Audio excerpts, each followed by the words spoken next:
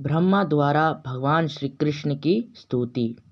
ब्रह्मा ने कहा, हे भगवान, आप ही एकमात्र आराध्य परमेश्वर हैं, अतः मैं आपको विनीत प्रणाम करता हूँ और आपको प्रसन्न करने के लिए स्तुति कर रहा हूँ। आपका शरीर जल पूरित बादलों के रंग वाला है। आप अपने पीताम्बर से उद्भासित रजत रश्मि मंडल से चमचमा रहे हैं। मैं महाराज नंद के उन पुत्र को बारंबार सादर नमस्कार करता हूँ जो मेरे समक्ष शंख कुंडल तथा शीर में मोरपंख धारण किए खड़े हैं, जिनका मुख सुंदर है, जो मुकुट धारण किए हैं, जिन्होंने वन फूलों की माला पहन रखी है, जो हाथ में भोजन का एक ग्रास लिए खड़े हैं, जिनके हाथ में लकुट बिगुल सिंह तथा वंशी है, जो लघु चरण कमल पर खड़े हैं। हे प्रभु, लोग मुझे समस्त वैदिक ज्ञान का स्वामी कहते हैं और मुझे ही इस ब्रह्मांड का स्रष्टा कहा जाता है, किंतु अब यह सिद्ध हो चुका है कि मैं आपको नहीं समझ सकता। भले ही आप बाल रूप में मेरे समक्ष उपस्थित हैं, आप अपने बाल मित्रों तथा बछड़ों के साथ खेल रहे हैं, जिसका यह अर्थ लगाया जा सकता है कि आपको पर्याप्त शिक्षा प्राप्त नहीं हुई है। आप एक ग्रामीण बालक की भांति अपने हाथ में अपना भोजन लिए अपने बछड़ों की खोज कर रहे हैं, तो भी आपके तथा मेरे शरीर में इतना अधिक अंतर है कि मैं आपकी शक्ति का अनुमान नहीं लगा सकता। जैसा कि मैं ब्रह्म संहिता में पहले ही कह चुका हूँ, आपका शरीर भौतिक नहीं है। ब्रह्म संहिता में बताया गया है कि भगवान का शरीर आध्यात्मिक चिन्मय है। श्री भगवान के शरीर तथा उनमें कोई अंतर नहीं है। उनके शरीर का प्रत्येक अंग अन्य किसी अंग का कार्य संपन्न कर सकता है। श्री भगवान अपने हाथों से देख सकते हैं, अपनी आँखों से सुन सकते हैं, अपनी पाँवों से भेंट स्वीकार कर सकते हैं तथा मुख से सृष्टि उत्पन्न कर सकते हैं। ब्रह्मा ने आगे कहा, ग्वाल बाल के रूप में आपका जन्म भक्तों के लाभ हेतु हुआ है, और यद्यपि मैंने आपके बछड़े तथा बालक चुराकर आपके चरण कमलों के प्रति अपराध किया है, किंतु मैं समझ सकता हूँ कि आपने मुझ पर दया की है। यह आपका दिव्य गुण है कि आप अपने भक्तों के प्रति अत्यंत वत्सल रहते हैं, किंतु मैं अपने प्रति आपका स्नेह होते हुए भी आपकी शारीरिक शक्तियों की क्षमता का अनुमान नहीं लगा सकता।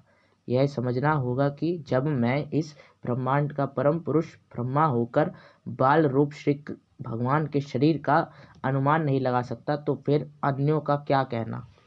और यदि मैं आपके बाल शरीर का आध्यात्मिक शक्ति का अनुमान नहीं लगा सकता, तो फिर मैं आपकी दिव्य लीलाओं को कैसे समझ सकता हूँ। अतः जैसा कि श्रीमद् भगवद गीता में कहा गया है कि जो कोई श्री भगवान की दिव्य लीलाओं, उनके आविर्भाव तथा तिरोधान के विषय में थोड़ा भी समझ सकता है, वह इस भौतिक शरीर को त्यागने के बाद श्री भगवान के धाम में प्रवेश करने का अधिकारी बन सकता है।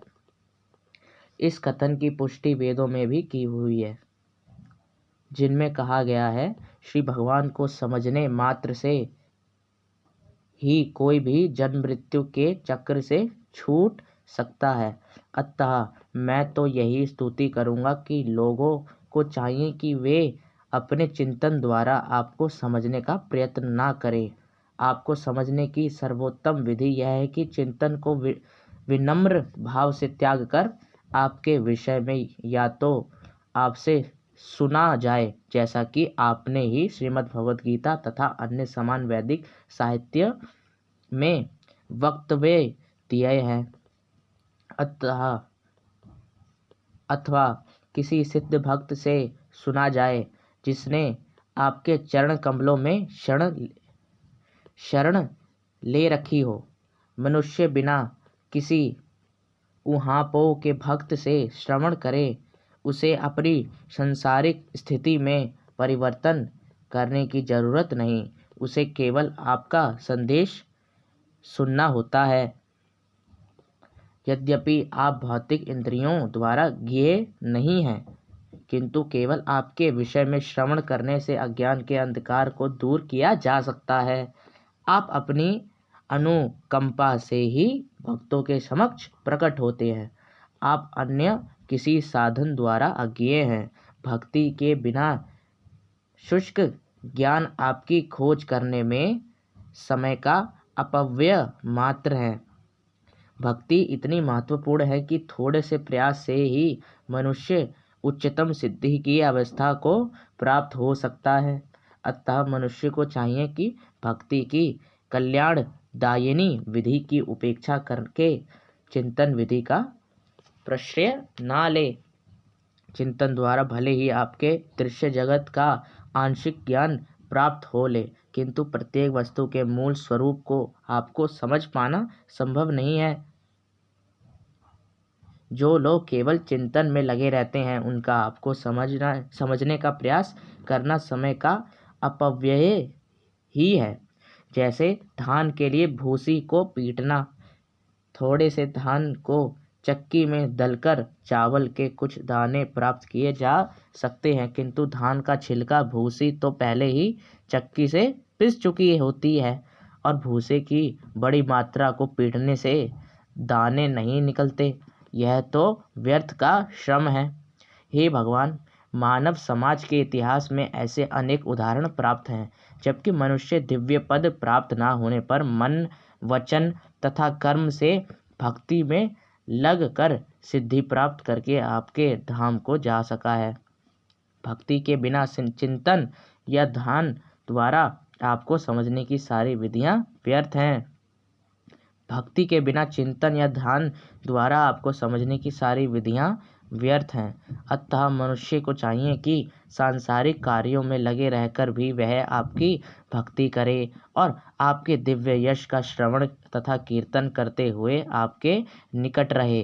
केवल श्रवण तथा कीर्तन से ही मनुष्य आपके धाम में प्रवेश करने की परम सिद्धि को प्राप्त कर सकता है। अतः यदि कोई आपके यशों का श्रवण तथा कीर्तन करते हुए आपका सानिध्य सदा प्राप्त करता है और अपने सारे कर्म फलों को आपकी तुष्टि के लिए अर्पित करता है, तो वह सरलता से तथा प्रसन्नता पूर्वक आपके परम धाम में जा सकता है। जिन लोगों ने अपने हृदय सारे कल्मश से शुद्ध कर लिए हैं, उन्हें आपका साक्षात्कार होता है। हृदय ही यह शुद्धि आपके यशों के श्रवण तथा कीर्तन द्वारा संभव है। श्री भगवान सर्वव्यापक हैं, जैसा कि श्री भगवान ने स्वयं श्रीमद् भागवत गीता में कहा है, सब कुछ मेरे द्वारा पालित है, फिर भी मैं सभी चीज़ों में नहीं हूँ। चूँकि श्री भगवान सर्वव्यापक हैं, अतः ऐसी कोई वस्तु नहीं जिसका पता उन्हें ना हो। श्री भगवान की सर्वव्यापकता कभी भी जीव के संकुचित ज्ञान में समाहित नहीं हो सकती। अतः जिस व्यक्ति ने श्री भगवान के चरण कमलों में अपने मन को स्थिर कर लिया है, वही श्री भगवान को कुछ हद तक समझ सकता है। मन का तो यह काम ही है कि वह इंद्रिय तृप्ति के लिए विविध विषयों के पीछे दौड़ता रहता है। अतः जो व्यक्ति अपने मन को निरंतर श्री भगवान की सेवा में लगाए रहता है, वही मन को वश में कर सकता है और श्री भगवान के चरण कमलों में स्थिर हो सकता है। श्री भगवान के चरण कमलों में मन की यह एकाग्रता समाधि कहलाती है। इस समाधि अवस्था को प्राप्त हुए बिना वह श्री भगवान के स्वभाव को नहीं समझ सकता।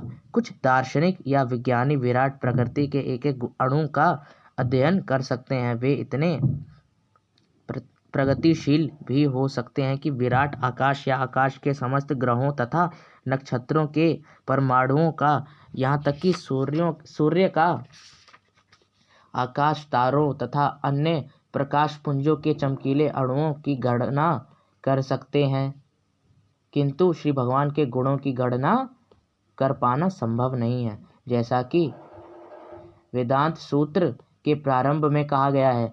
परम पुरुष समस्त गुणों का मूलाधार है। उन्हें सामान्यतया निर्गुण कहा जाता है। निर्गुण का अर्थ होता है गुणों से रहित, निर्गुण। किंतु निर्विशेषवादी निर्गुण शब्द का अर्थ किसी भी गुण से विहीन लगाते हैं। चूंकि वे श्री भगवान के गुणों का अनुमान लगाने में असमर्थ हैं, अतः वे इस निष्कर्ष पर पहुंचते हैं कि श्री भगवान में कोई गुण नहीं होता। किंतु वस्तु स्थिति यह नहीं है। असल बात तो यह है कि वे समस्त गुणों के मूलाधार हैं। सारे गुण सदा उन्हीं से अद्भुत होते रहते हैं। अतः एक सीमित क्षमता वाला व्यक्ति किस तरह श्री भगवान के गुणों की गणना कर सकता है? वह किसी एक क्षण के लिए श्री भगवान के गुणों की गणना कर भी ले, किंतु दूसरे ही क्षण इन गुणों की संख्या बढ़ जाती है। अतः श्री भगवान के दिव्य गुणों का अनुमान लगाना संभव नहीं है। इसलिए वे निर्गुण कहलाते हैं, वे जिनके गुणों की गणना नहीं हो सकती। अतः मनुष्य को श्री भगवान के गुणों की गणना के अनुमान का निरर्थक प्रयास नहीं करना चाहिए। योग सिद्धि प्राप्त करने के लिए शुष्क चिंतन, ज्ञान योग या शारीरिक प्रयास करने की कोई आवश्यकता नहीं है। मनुष्य को इतना ही समझ लेना होगा कि इस शरीर में सुख तथा दुख पूर्व निर्धारित है। सुख तथा दुख पूर्व निर्धारित हैं।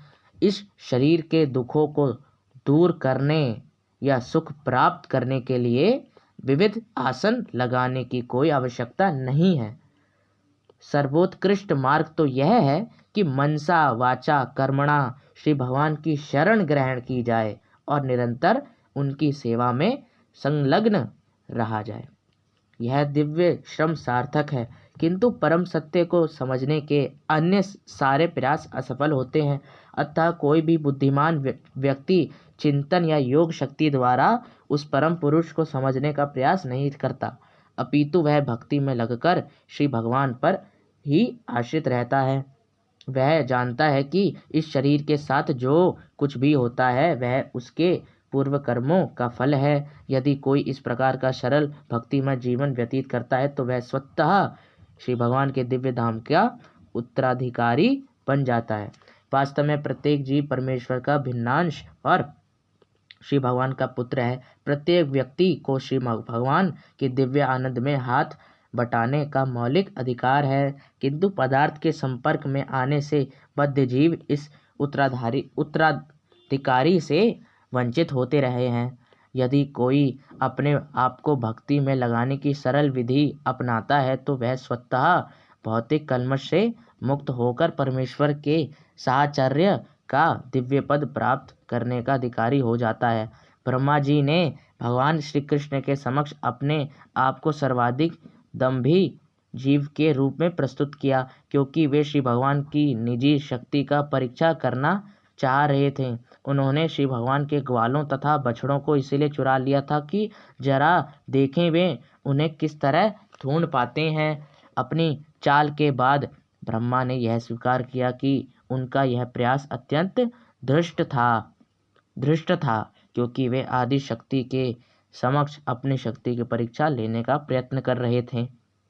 अपनी चेतना के लौटने पर ब्रह्मा ने देखा कि यद्यपि वे इस संसार के अन्य समस्त जीवों की नज़रों में अत्यंत शक्तिमान प्राणी हैं, किंतु श्री भगवान के बल तथा शक्ति की तुलना में उनकी शक्ति कुछ भी नहीं है। इस भौतिक जगत के विज्ञानियों ने परमाणु हथियार जैसे आश्चर्यों की खोज कर ली है, और जब इनका परीक्षण किसी नगर या इस लोक के किसी नगण्य स्थान में किया जाता है तो ऐसे शक्तिशाली हथियारों से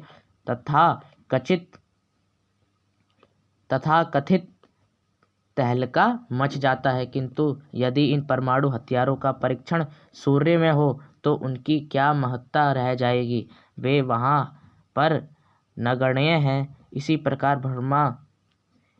प्रकार ब्रह्मा द्वारा श्री कृष्ण के बछड़ों तथा ग्वालों का चुराया जाना उनकी योग शक्ति का विस्मयकारी प्रदर्शन भले ही लगा हो, किंतु जब श्री भगवान कृष्ण ने अपनी विस्तृत शक्ति का प्रदर्शन नाना बछड़ों तथा बछड़ों बालकों के रूप में किया और बिना प्रयास के उन सबका भरण किया, तो ब्रह्मा की समझ में आ गया कि उनकी अपनी शक्ति किसी कितनी नगण्य है। ब्रह्मा ने भगवान श्री कृष्ण को अच्युत कहकर संबोधित किया, क्योंकि श्री भगवान अपने भक्त द्वारा की गई छोटी से छोटी सेवा को भी नहीं भूल पाते। वे अपने भक्तों के प्रति इतने दयालु तथा वत्सल हैं कि वे उनके द्वारा संपन्न थोड़ी सी सेवा को भी बड़ा करके मानते हैं। ब्रह्मा ने निश्चय ही श्री भगवान की अत्यधिक सेवा की थी। इस विशेष ब्रह्मांड का भार संभालने वाले परम पुरुष श्री कृष्ण के वे निसंदेह आज्ञाकारी दास हैं। अतः वे श्री कृष्ण को प्रसन्न कर सकें, उन्होंने श्री भगवान से कहा कि वे उन्हें अपना अधीनस्थ दास समझकर उनकी छोटी से छोटी भूल तथा दुष्टता को क्षमा कर दें। उन्होंने स्वीकार किया कि उन्हें अपने शक्तिशाली पद ब्रह्मत्व के कारण गर्व हो गया था, क्योंकि वे इस भौतिक जगत में रजोगुण के अवतार हैं। अतः ऐसा होना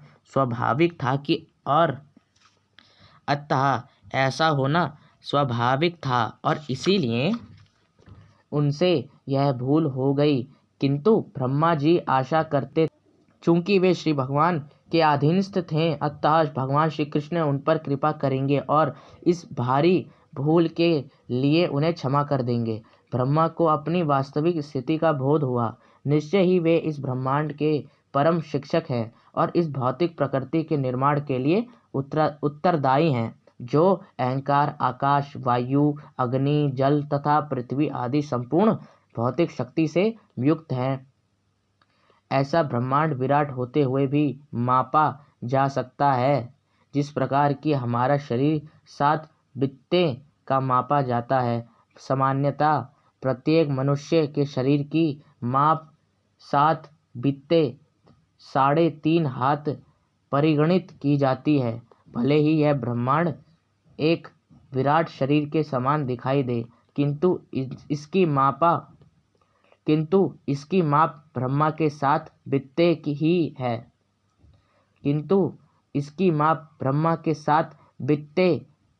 ही है। इस ब्रह्मांड के अतिरिक्त भी अन्य असंख्य ब्रह्मांड हैं, जो इस ब्रह्मा के अधिकार क्षेत्र के बाहर हैं। जिस प्रकार एक जालीदार खिड़की के छिद्रों में से होकर असंख्य सूक्ष्म परमाणु कण निकलते रहते हैं, उसी प्रकार महाविष्णु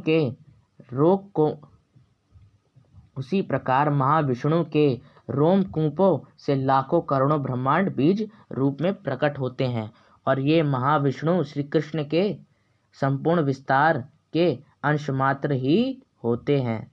ऐसी अवस्था में यद्यपि ब्रह्मा इस ब्रह्मांड के सर्वोपरि जीव हैं, किंतु भगवान श्री कृष्ण के सामने उनकी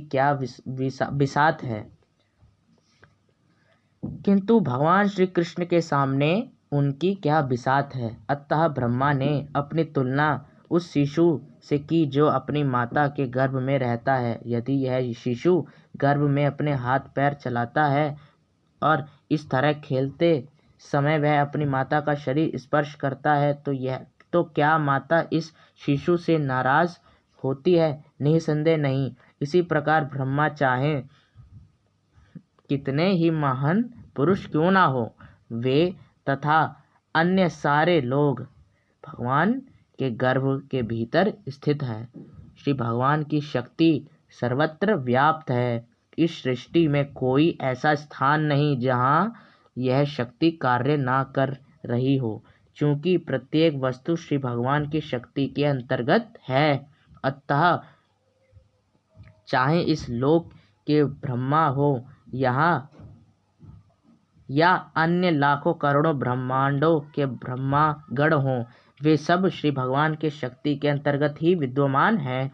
अतः श्री भगवान को माता और माता के गर्भ में स्थित प्रत्येक वस्तु को उसका शिशु माना जाता है। भली माता कभी शिशु से नाराज नहीं होती, यद्यपि वह अपने पांवों को हिला डुला कर अपनी माता के शरीर को छूता रहता है। जब ब्रह्मा ने कहा कि उनका जन्म नारायण के नाभि कमल से हुआ, जो तीनों लोक भूलोक, भुवरलोक तथा स्वर्गलोक के विनाश के बाद खिला। यह ब्रह्मांड 3 भागों में विभाजित है। इनके नाम है स्वर्ग, मर्त्य तथा पाताल। प्रलय विनाश के समय ये तीनों लोग जल में विलीन हो जाते हैं। उस समय श्री कृष्ण के पूर्व अंश स्वांश नारायण जल में शयन करते हैं और क्रमशः उनकी नाभि से कमल नाल निकलता है और उस कमल पुष्प से ब्रह्मा का जन्म होता है। अतः स्वाभाविक तौर पर निष्कर्ष निकाला है कि नारायण ब्रह्मा की माता हैं। नारायण ब्रह्मा की माता हैं। चूंकि ब्रह्मांड के विनाश के पश्चात श्री भगवान समस्त प्राणियों के आश्रय हैं, अतः वे नारायण कहलाते हैं। नर का अर्थ है समग्र जीवात्माएं तथा अयन का अर्थ है आश्रय, वास स्थान। गर्भोदक कषाय विष्णु को नारायण कहा जाता है क्योंकि वे जल पर शयन करते हैं। साथ ही वे समस्त सजीव प्राणियों के आश्रय भी हैं। इसके अतिरिक्त नारायण प्रत्येक व्यक्ति के हृदय में उपस्थित हैं, जैसा कि श्रीमद् भगवत गीता में पुष्टि की गई है। इस अर्थ में भी वे नारायण हैं क्योंकि आश्रय के साथ साथ अयन का एक अर्थ ज्ञान का स्रोत भी है। श्रीमद् भगवत गीता में इसकी पुष्टि भी हुई है कि जीव की स्मृति हृदय के भीतर परमात्मा की उपस्थिति के कारण है। जीव की स्मृति हृदय के भीतर परमात्मा की उपस्थिति के कारण है। शरीर परिवर्तन होने पर प्राणी अपने गत जीवन की हर बात भूल जाता है। शरीर परिवर्तन होने पर प्राणी अपने गत जीवन की हर बात भूल जाता है, किंतु उसके हृदय में भगवान श्री नारायण का वास होने के कारण उसे अपनी पूर्व इच्छा के अनुसार कर्म करने का स्मरण उन्हीं के द्वारा कराया जाता है। ब्रह्मा जी यह सिद्ध करना चाहते थे कि श्री कृष्ण आदि नारायण हैं, वे ही नारायण के स्रोत हैं और नारायण बहिरंगी शक्ति माया के प्रदर्शन नहीं अपितु आध्यात्मिक शक्ति के विस्तार हैं। बहिरंगी शक्ति या माया के कार्य इस दृश्य जगत की उत्पत्ति के बाद ही प्रकट हो पाते हैं और नारायण की आदि आध्यात्मिक शक्ति सृष्टि रचना के पहले से कार्यशील थी। अतः नारायण से कारणोद कषाय विष्णु तक, कारणोद कषाय विष्णु से गर्भोद कषाय विष्णु तक, गर्भोद कषाय विष्णु से क्षीरोद कषाय विष्णु तक और क्षीरोद कषाय विष्णु से जन जन के हृदय में वास करने वाले नारायण के विस्तार, श्री कृष्ण के विस्तार और उनकी आध्यात्मिक शक्ति की अभिव्यक्तियां हैं। उनका संचालन भौतिक शक्ति माया द्वारा न होने के कारण वे क्षणिक नहीं हैं। माया द्वारा संचालित कोई भी वस्तु क्षणिक होती है, किंतु आध्यात्मिक शक्ति द्वारा संचालित कोई भी वस्तु शाश्वत है। ब्रह्मा ने अपने कथन की पुनः पुष्टि की कि भगवान श्री कृष्ण आदि नारायण हैं। उन्होंने कहा कि विराट शरीर अब भी गर्भोदक सागर में लेटा हुआ है। वे इस प्रकार बोले, ब्रह्मांड रूपी यह विराट शरीर आपकी शक्ति की एक अन्य अभिव्यक्ति है। जल में शयन करने के कारण यह विराट रूप नारायण भी है और हम सब इस नारायण रूप के गर्भ में स्थित हैं। मुझे आपके विभिन्न नारायण रूपों का सर्वत्र दर्शन हो रहा है। मैं आपका दर्शन जल में, अपने हृदय में और अब अपने समक्ष भी कर रहा हूँ। आप भी आदि नारायण हैं। हे प्रभु, आपने इस अवतार में यह सिद्ध कर दिया कि आप माया के परम नियंता हैं। आप इस जगत में रहते हैं, किंतु यह सारा जगत आपके भीतर है। यह तथ्य आप पहले ही सिद्ध कर चुके हैं जब आपने अपनी माता के समक्ष अपने मुख के भीतर सारे ब्रह्मांड का प्रदर्शित किया था। आप बिना किसी बाहरी सहायता के अपनी योग माया की अकल्पनीय शक्ति से ऐसी वस्तुएं बना सकते हैं। हे कृष्ण, इस समय हम जिस सारे दृश्य जगत को देख रहे हैं वह आपके शरीर के भीतर है, फिर भी मैं आपको शरीर के बाहर देख रहा हूँ और आप भी मुझे बाहर देख रहे हैं। ऐसे कार्य आपकी अकल्पनीय शक्ति से प्रभावित हुए बिना कैसे घटित हो सकते हैं। यहाँ पर ब्रह्मा ने इस बात पर बल दिया कि श्री भगवान की अकल्पनीय अचिंत्य शक्ति को स्वीकार किए बिना वस्तुएं जिस रूप में हैं उस रूप में उनकी व्याख्या नहीं की जा सकती। उन्होंने आगे कहा, हे प्रभु, यदि हम अन्य सारी बातें छोड़कर केवल आज जो कुछ हुआ है, मैंने जो देखा है, उस पर विचार करें तो क्या यह सब आपकी अचिंत्य शक्ति के कारण नहीं हुआ। सर्वप्रथम मैंने आपको अकेला देखा, तत्पश्चात आपने अपना विस्तार अपने ग्वाल बाल बछड़ों तथा वृंदावन की प्रत्येक वस्तु में कर लिया। फिर मैंने आपको तथा सारे बालकों तथा बछड़ों को चतुर्भुज विष्णु के रूप में देखा, जिनकी पूजा सारे तत्व तथा मुझ सहित सारे देवता कर रहे थे।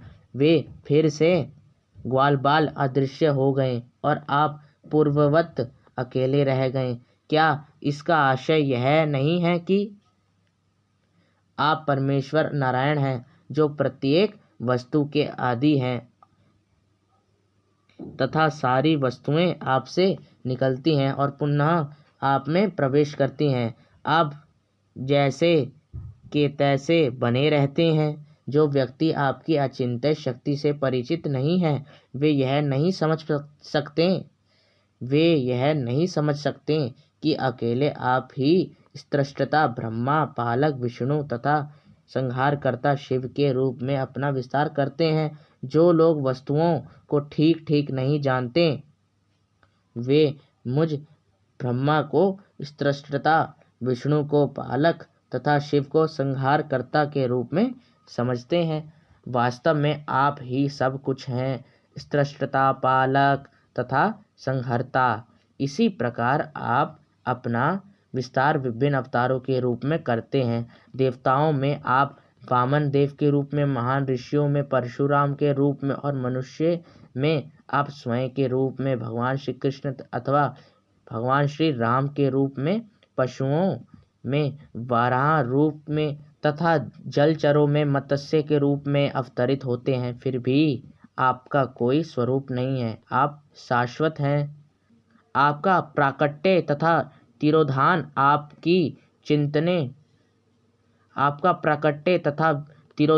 आपकी अचिंत्य शक्ति से भक्तों को सुरक्षा प्रदान करने तथा असुरों के विनाश के लिए होता है।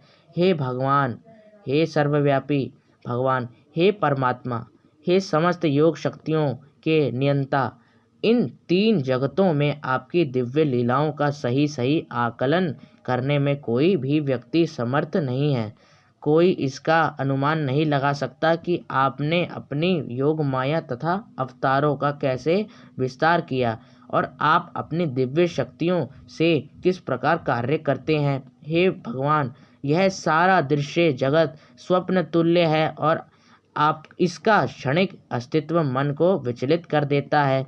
फलतः हम इस जगत में चिंताओं से परिपूर्ण रहते हैं और इस भौतिक जगत में रहने का अर्थ है मात्र दुख और कलेश, और इस जगत का क्षणिक अस्तित्व मोहक तथा प्रिय लगता है क्योंकि यह आपके सच्चिदानंद शरीर से उत्पन्न है। अतः मैं इस निष्कर्ष तक पहुँचा हूँ कि आप परमात्मा, परम सत्य तथा आदिपुरुष हैं, और यद्यपि आपने अपनी अचिंतनीय दिव्य शक्तियों के द्वारा अपने आप को अनेक श्री विष्णु रूपों या जीवों तथा शक्तियों में विस्तारित कर रखा है, किंतु आप परम अद्वितीय हैं। आप परम परमात्मा हैं। असंख्य जीव मूल अग्नि के स्फुलिंग मात्र की भांति हैं।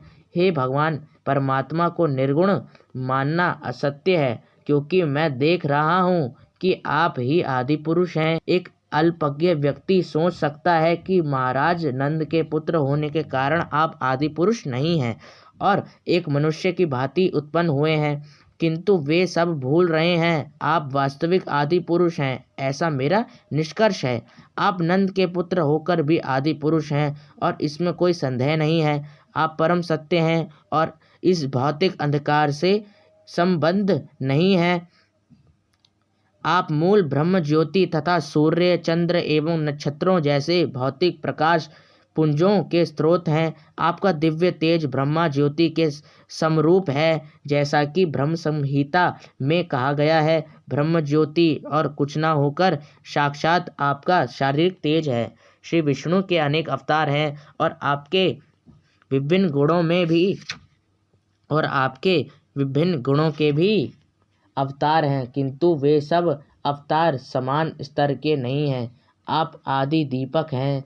अन्य अवतारों में भी आदि दीपक जैसी प्रकाश शक्ति कैंडल पावर हो सकती है, किंतु आदि दीपक सारे प्रकाश का शुभारंभ है। और चूंकि आप इस भौतिक जगत से अद्भुत नहीं हैं, अतः आपका अस्तित्व इस जगत के संहार के बाद भी इसी रूप में बना रहेगा। चूंकि आप आदि पुरुष हैं, अतः आपको गोपाल तापनी उपनिषद तथा ब्रह्म संहिता में गोविंदम आदि पुरुषम कहा गया है। श्री गोविंद आदि पुरुष और सब कारणों के कारण है। श्रीमद् भगवद गीता में भी कहा गया है कि आप ही ब्रह्म तेज के स्रोत हैं। किसी को यह निष्कर्ष नहीं निकालना चाहिए कि आपका शरीर किसी सामान्य भौतिक शरीर के समान है। आपका शरीर अक्षर है। अतः हे प्रभु, मुझे ना तो भौतिक ऐश्वर्य की कामना है, ना मुक्ति की ही। आपके चरण कमलों में यही विनीत प्रार्थना है कि आप इस वृंदावन जंगल के अंतर्गत मुझे किसी भी प्रकार का जन्म दें, जिससे मुझे वृंदावन के कुछ भक्तों की चरण रज प्राप्त करने का अवसर मिल सके। यदि मुझे इस भूमि पर तुच्छ घास बनकर उगने का अवसर दिया जाए तो वह मेरे लिए अत्यंत कल्याणकारी जन्म होगा, किंतु यदि मैं इतना भाग्यशाली ना हूँ कि वृंदावन जंगल के अंतर्गत जन्म ले सकूं, तो वृंदावन के बाहर के क्षेत्र परिक्रमा में ही मुझे जन्म लेने की अनुमति दी जाए, जिससे भक्तगण चलते समय मेरे ऊपर चरण रख सकें। यह भी मेरे लिए परम सौभाग्य होगा। मैं तो ऐसे जन्म की कामना करता हूँ जिससे मैं भक्तों की चरण रज में धूसरित होता रहूं, क्योंकि मैं देख रहा हूँ कि यहाँ सारे व्यक्ति वे मुकुंद अथवा श्री कृष्ण के चरण कमलों के अतिरिक्त अन्य किसी को नहीं जानते। निसंदेह सारे वेद उन्हीं की खोज करते हैं। श्रीमद् भगवद गीता में इसकी पुष्टि की गई है कि वैदिक ज्ञान का उद्देश्य श्री कृष्ण की खोज है। ब्रह्म संहिता में कहा गया है कि वैदिक साहित्य के क्रमबद्ध अध्ययन से भगवान श्री कृष्ण को प्राप्त कर पाना कठिन है, किंतु शुद्ध भक्त की कृपा से वे सहज उपलब्ध हो सकते हैं। वृंदावन के शुद्ध भक्त भाग्यशाली हैं, क्योंकि वे पूरे समय मुकुंद भगवान श्री कृष्ण का दर्शन करते रहते हैं। मुकुंद शब्द को दो प्रकार से समझा जा सकता है। मुख का अर्थ है मोक्ष। भगवान श्री कृष्ण मोक्ष देने वाले हैं, अर्थात दिव्यानंद के दाता हैं। यह शब्द उनके हास्यमय मुख का भी द्योतक है, जो कुंद पुष्प की तरह है। कुंद एक अत्यंत सुंदर फूल है जो हंसता जैसा प्रतीत होता है, इसीलिए यह उपमा दी जाती है। वृंदावन के विशुद्ध भक्तों तथा अन्य भक्तों में यही अंतर है कि वृंदावन के वासियों में श्री कृष्ण की सानिध्य के अतिरिक्त कोई अन्य कामना नहीं रहती। श्री कृष्ण भक्तों पर निरंतर दयालु होने के कारण उनकी इच्छाओं को पूरा करते हैं, और चूंकि वे श्री कृष्ण का निरंतर साहचर्य चाहते हैं, इसीलिए श्री भगवान इसके लिए सदा तैयार रहते हैं। वृंदावन के भक्त स्वाभाविक प्रेमी भी हैं। उन्हें विधि विधानों के पालन करने की आवश्यकता नहीं पड़ती, क्योंकि उनमें पहले से श्री कृष्ण के लिए दिव्य प्रेम विकसित रहता है। इन विधि विधानों की आवश्यकता उन लोगों को पड़ती है जिन्होंने इस स्वाभाविक प्रेम की स्थिति प्राप्त नहीं की है। ब्रह्मा भी श्री कृष्ण के भक्त हैं, किंतु वे एक सामान्य भक्त हैं जिन्हें विधि विधानों का पालन करना होता है। वे श्री कृष्ण से प्रार्थना करते हैं कि उन्हें वृंदावन में जन्म लेने का अवसर प्राप्त हो, जिससे वे सहज प्रेम की स्थिति को प्राप्त कर सकें। ब्रह्मा ने आगे कहा, हे भगवान, कभी कभी मैं सशंकित हो जाता हूँ कि आप इन वृंदावन वासियों की भक्ति से किस प्रकार उऋण हो सकेंगे। यद्यपि मैं जानता हूँ कि आप समस्त आशीषों के परम स्रोत हैं, किंतु मैं यह सोचकर आशंका में पड़ जाता हूँ कि आप वृंदावन के वासियों की जितनी सेवाएं प्राप्त कर रहे हैं उनसे किस प्रकार उऋण हो सकेंगे। मैं सोचता हूँ कि आप कितने दयालु, कितने उदार हैं कि पूतना भी, जो अत्यंत वात्सल्यमय माता का वेश धारण करके आपको ठगने आई थी, मोक्ष तथा असली माता का पद प्राप्त कर सकी। उस कुल के लिए अन्य असुरों तथा यथा अगासुर तथा बकासुर को भी मोक्ष मिला और वे आपको पा सकें। ऐसी अवस्था में मुझे आश्चर्य हो रहा है, इन वृंदावन वासियों ने आपको सर्वस्व, आपका अपना शरीर, मन, प्रेम तथा घर, अपना धन दौलत अर्पित कर दिया है। उनकी हर वस्तु आपके काम में लाई जाती है, अतः उनके इस ऋण को आप किस प्रकार चुका सकेंगे। आपने स्वयं को पहले ही पूतना को समर्पित कर दिया है। मेरी निश्चित धारणा है कि आप वृंदावन वासियों की प्रेम पूर्ण सेवा से कभी भी उऋण नहीं हो सकेंगे, उनके सदैव ऋणी बने रहेंगे। हे प्रभु, मैं जानता हूँ कि वृंदावन वासियों की सेवा सर्वोत्कृष्ट इसीलिए है क्योंकि वे अपनी सारी भावनाओं की आपकी सेवा में हर समय रत रखते हैं। कहा जाता है कि भौतिक वस्तुओं तथा घर के प्रति आसक्त का कारण मोह है, जिससे जीव इस संसार में बंध जाता है। किंतु ऐसा उन लोगों के साथ होता है जो वृंदावन वासियों के साथ ऐसे अवरोध यथा घर बार की आसक्ति है ही नहीं, क्योंकि उनकी आसक्ति आप में केंद्रित हो चुकी है और उनके घर मंदिर बन चुके हैं, क्योंकि आप वहाँ सदैव उपस्थित रहते हैं और चूँकि वे आपके लिए सब कुछ भूल चुके हैं, अतः उनके समक्ष कोई अवरोध नहीं रह गया है। मैं यह भी जानता हूँ कि उन्हें एक नन्हे ग्वाल बाल के रूप में आपका प्राकट्य कोई भौतिक क्रिया नहीं है। आप उनके प्रेम के प्रति अत्यधिक कृतज्ञ हैं और आप अपनी दिव्य उपस्थिति के द्वारा उन्हें अधिकाधिक प्रेमा भक्ति के लिए प्रेरित करते आए हैं। वृंदावन में भौतिक तथा आध्यात्मिक वस्तुओं में कोई अंतर नहीं है, क्योंकि प्रत्येक वस्तु आपकी सेवा में समर्पित है। हे भगवान, आपकी ये वृंदावन लीलाएं आपके भक्तों को प्रेरणा देने के लिए ही हैं। यदि कोई आपकी वृंदावन लीलाओं को ऐहिक मानता है तो वह भ्रम में होगा। हे कृष्ण, जो लोग यह कहकर आपकी हंसी उड़ाते हैं कि आपको सामान्य पुरुष जैसा भौतिक शरीर प्राप्त हुआ है, उन्हें श्रीमद् भगवत गीता में आसुरी तथा अल्पज्ञ कहा गया है। आप तो सदैव दिव्य हैं। अभक्त लोग इसलिए ठगे जाते हैं क्योंकि वे आपकी उत्पत्ति भौतिक मानते हैं।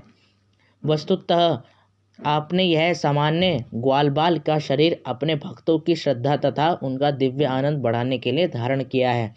हे भगवान, मुझे उन लोगों के विषय में कुछ नहीं कहना जो यह विज्ञापित करते हैं कि उन्हें ईश्वर का साक्षात्कार हो चुका है या आपकी अनुभूति के कारण वे स्वयं ईश्वर बन गए हैं। किंतु जहाँ तक मेरा प्रश्न है, मैं यह स्पष्ट स्वीकार करता हूँ कि मेरे लिए मनसा वाचा या कर्मणा आपको समझ पाना संभव नहीं है। भला मैं आपके विषय में क्या सकता हूँ या आपको अपनी इंद्रियों के द्वारा किस तरह समझ सकता हूँ। मैं इंद्रियों के स्वामी मन के द्वारा आपके विषय में ठीक से सोच भी नहीं सकता। इस संसार में ऐसा कोई भी व्यक्ति नहीं जो आपके गुणों, कार्यों तथा आपके शरीर के विषयों में कल्पना भी कर सके। केवल आपकी कृपा से ही कोई कुछ हद तक जान सकता है कि आप क्या हैं। हे स्वामी, आप समस्त सृष्टि के परमेश्वर हैं।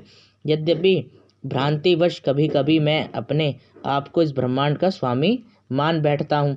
मैं इस ब्रह्मांड का स्वामी हूँ भी तो ऐसे तो असंख्य ब्रह्मांड हैं और ऐसे असंख्य ब्रह्मा हैं जो उन ब्रह्मांडों के नियामक हैं, किंतु वास्तव में आप उन सब के स्वामी हैं। प्रत्येक प्राणी के हृदय में परमात्मा स्वरूप रहकर आप हर बात जानते हैं। अतः आप मुझे अपनी शरण में ले लें। मुझे आशा है कि मैंने आपके ग्वाल बालों तथा बछड़ों के साथ आपकी लीलाओं में जो व्यवधान डाला है उसके लिए मुझे क्षमा कर देंगे। यदि आप अब मुझे आज्ञा दें तो मैं चला जाऊं, जिससे आप मेरी अनुपस्थिति में अपने मित्रों तथा बछड़ों के साथ आनंद भोग सकें। हे कृष्ण, आपका नाम ही यह बताता है कि आप सभी को आकर्षित करने वाले हैं। सूर्य तथा चंद्रमा का आकर्षण आपके ही कारण है। सूर्य के आकर्षण द्वारा आप यदुवंश को सौंदर्य प्रदान कर रहे हैं। चंद्रमा के आकर्षण के कारण आप भूमि, देवताओं, ब्राह्मणों, गायों तथा सागरों की शक्ति को बढ़ा रहे हैं। आपके परम आकर्षण के कारण ही कंस आदि असुरों का संहार हुआ। अतः मैं इस निष्कर्ष पर पहुंचा हूं कि इस सृष्टि में आप ही एकमात्र पूजनीय विग्रह हैं। आप ही एकमात्र पूजनीय विग्रह हैं। कृपया इस जगत के संहार तक मेरा सादर नमस्कार स्वीकार करें। जब तक इस जगत में सूर्य का प्रकाश है तब तक मेरा विनम्र प्रणाम स्वीकार करें। इस प्रकार इस ब्रह्मांड के स्वामी ब्रह्मा श्री भगवान को सादर प्रणाम करके तथा 3 बार उनकी परिक्रमा कर लेने के बाद अपने धाम ब्रह्मलोक को जाने के लिए उद्यत हुए। श्री भगवान ने संकेत द्वारा उन्हें वापस जाने की अनुमति दे दी। जैसे ही ब्रह्मा चले गए, श्री कृष्ण तुरंत यमुना तट पर लौट आए और अपने बछड़ों तथा ग्वाल मित्रों के साथ आ मिले, जो उसी अवस्था में थे जिस दिन वे गुम हुए थे। श्री कृष्ण ने अपने मित्रों को यमुना तट पर कलेवा करते छोड़ा था, और यद्यपि वे ठीक 1 वर्ष बाद लौटे थे, किंतु उन्हें लग रहा था कि वे एक क्षण में ही वापस आ गए हैं। श्री कृष्ण की विभिन्न शक्तियों तथा कार्यों की यही शैली है। श्रीमद् भगवद गीता में कहा गया है कि श्री कृष्ण स्वयं सबके हृदय में वास करते हैं और वे ही स्मृति तथा विस्मृति उत्पन्न करते हैं। सारे जीवों का संचालन श्री कृष्ण की परा प्रकृति द्वारा होता है, और ये जीव कभी अपनी स्वाभाविक स्थिति को स्मरण रखते हैं तो कभी भूल जाते हैं।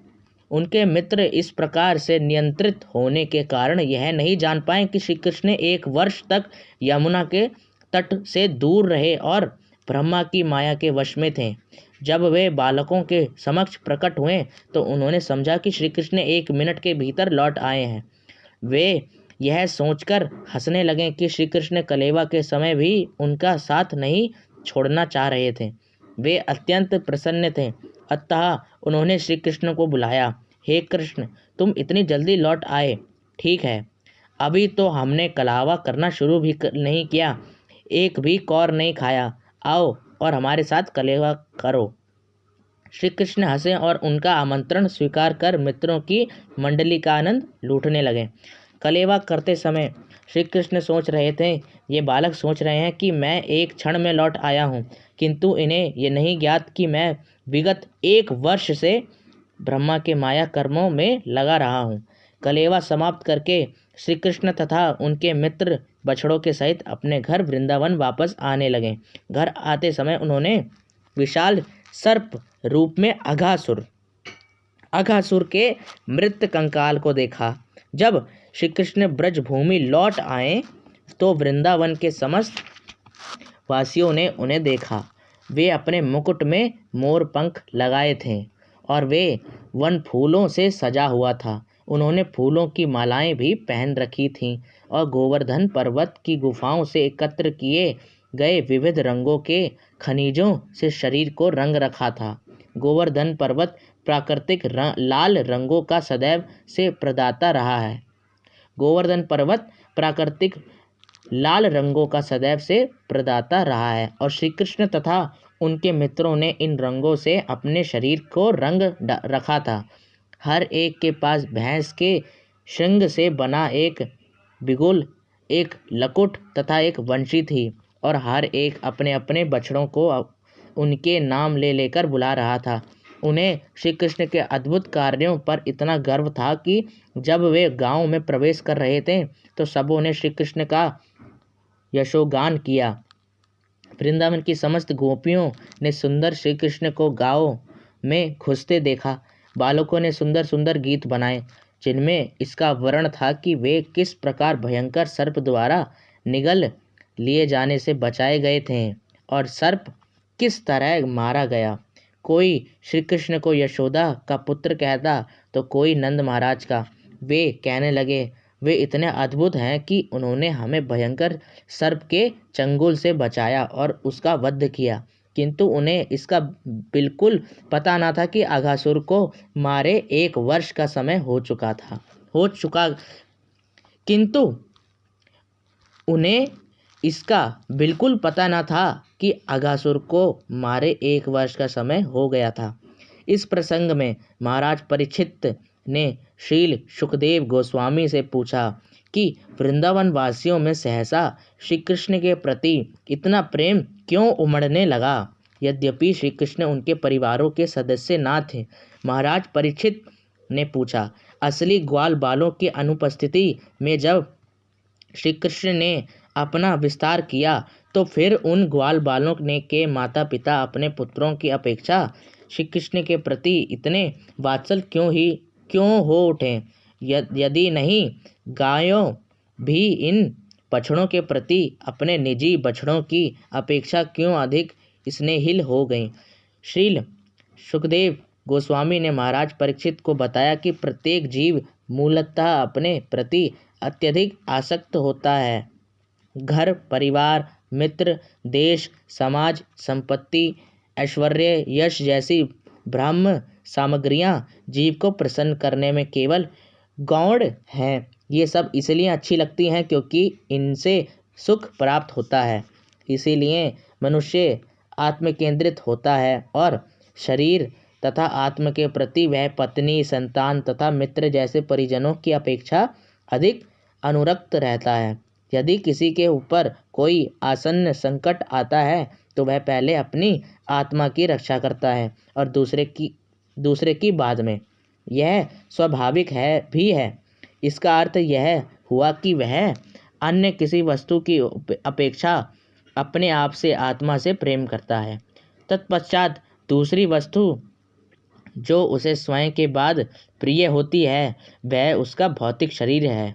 जिस व्यक्ति को आत्मा के विषय में कुछ पता नहीं रहता वह अपने शरीर के प्रति अत्यधिक आसक्त रहता है।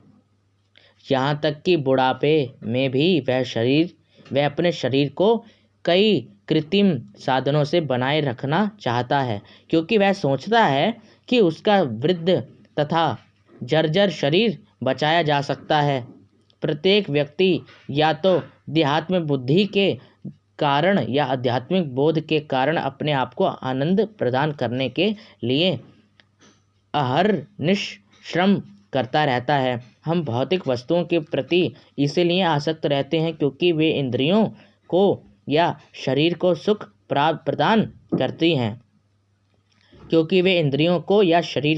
प्रदान करती हैं। इस शरीर के प्रति आसक्त का एकमात्र कारण यही है कि इस शरीर के भीतर में मैं अर्थात आत्मा है।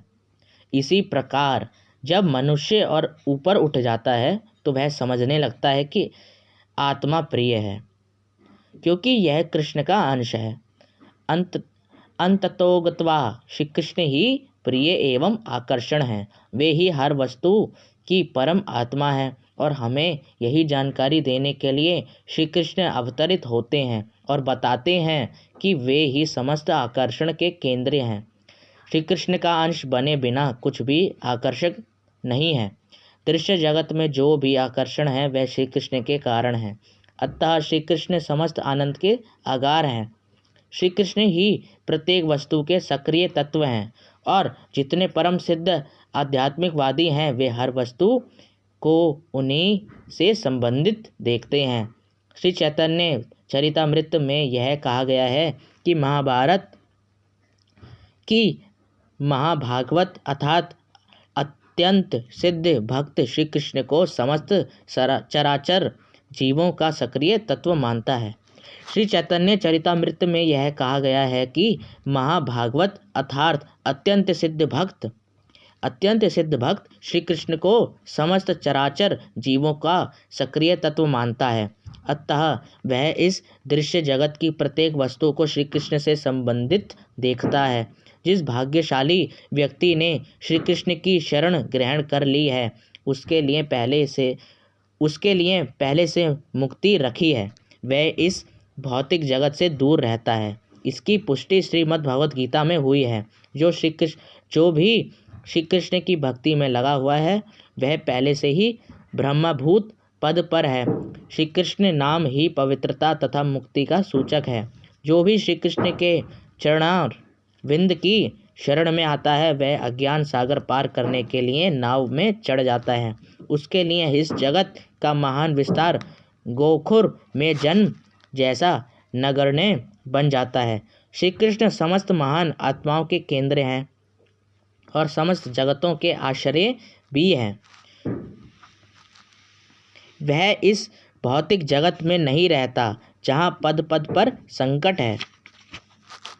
इस प्रकार श्रील सुखदेव गोस्वामी ने परीक्षित महाराज से पूरी तरह से भक्ति की व्याख्या की। यहाँ तक कि श्रील सुखदेव जी ने उन्हें भगवान ब्रह्मा के वक्तव्य तथा उनकी प्रार्थनाएं भी सुनाई। भगवान श्री कृष्ण की ये बाल लीलाएं, बालकों के साथ क्रीड़ा करना, यमुना तट पर उनके साथ कलेवा करना तथा ब्रह्म द्वारा उनकी स्तुति, ये सारी घटनाएं दिव्य हैं। जो कोई इन्हें सुनता है, पढ़ता है या इनका कीर्तन करता है, उसकी समस्त आध्यात्मिक इच्छाएं पूरी होती हैं। इस प्रकार वृंदावन में श्री कृष्ण के बाल्यकाल की बलराम तथा ग्वाल बालों के साथ क्रीड़ा का वर्णन किया गया है। इस प्रकार लीला पुरुषोत्तम भगवान श्री कृष्ण के अंतर्गत ब्रह्मा द्वारा भगवान श्री कृष्ण की स्तुति नामक